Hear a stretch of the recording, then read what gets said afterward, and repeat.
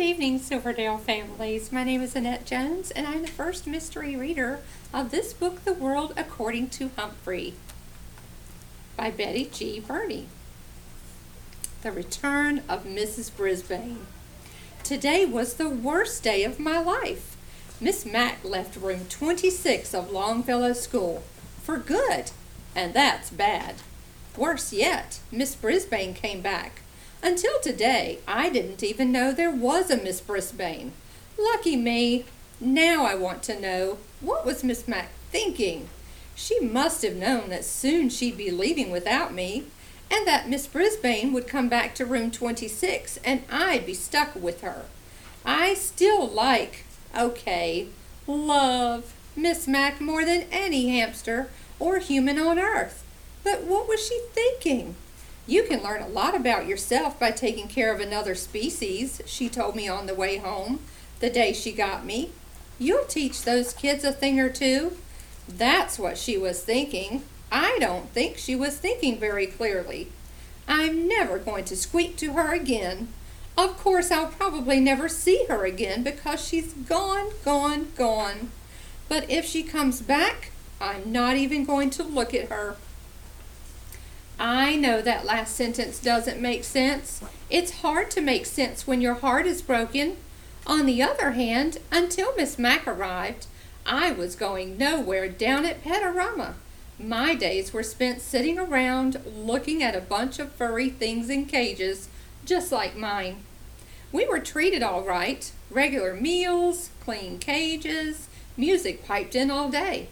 Over the music, Carl, the store clerk, would answer the phone. Open 9 to 9, 7 days a week. Corner of 5th and Alder, next to the Dairy Maid. Back then, I feared I'd never see 5th and Alder, much less the Dairy Maid. Sometimes I'd see human eyes and noses, not always as clean as they should be, poking up against the glass. Never ever came of it. Nothing ever came of it. The children were excited to see me, but the parents usually had other ideas. Oh, come see the fishes, Cornelia. So colorful and so much easier to take care of than a hamster, Mama might say. Or, no, Norbert, they have the cutest little puppies over here. After all, a dog is a boy's best friend.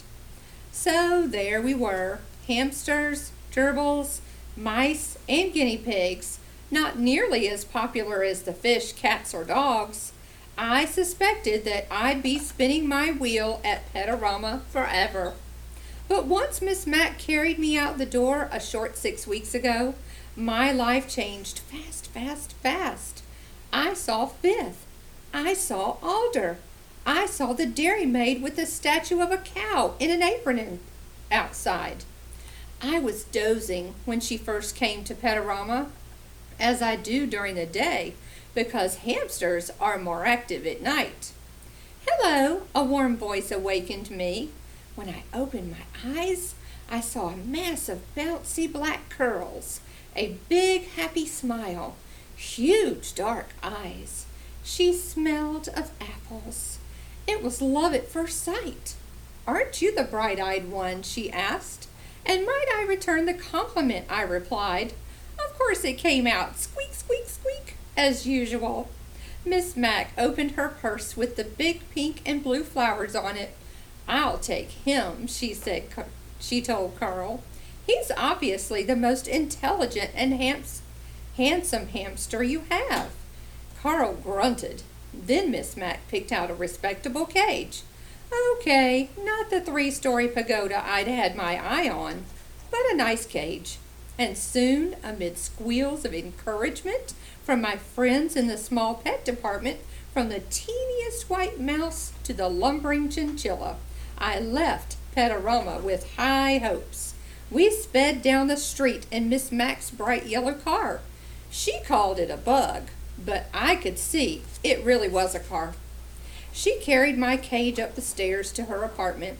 We ate apples, we watched TV. She let me run around outside my cage. She gave me my very own name, Humphrey. And she told me all about room 26, where we'd be going the next morning.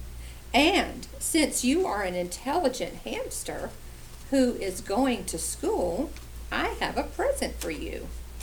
Humphrey, she said. Then she gave me a tiny little notebook and a tiny little pencil.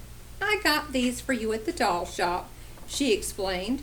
She tucked them behind my mirror where no one could see them except me. Of course, it might be a while before you learn to read and write, she continued, but you are smart, and I know you'll catch on fast. Little did she know I could already make out some words from my long, boring days at Petarama. Words like chew toys, kibble, pooper scoopers. Remember, a hamster is grown up at about 5 weeks old. So if I could learn all the skills I need for life in 5 weeks, how long could it possibly take to learn to read? I'll tell you, a week. Yep, in a week I could read and even write a little with my tiny pencil.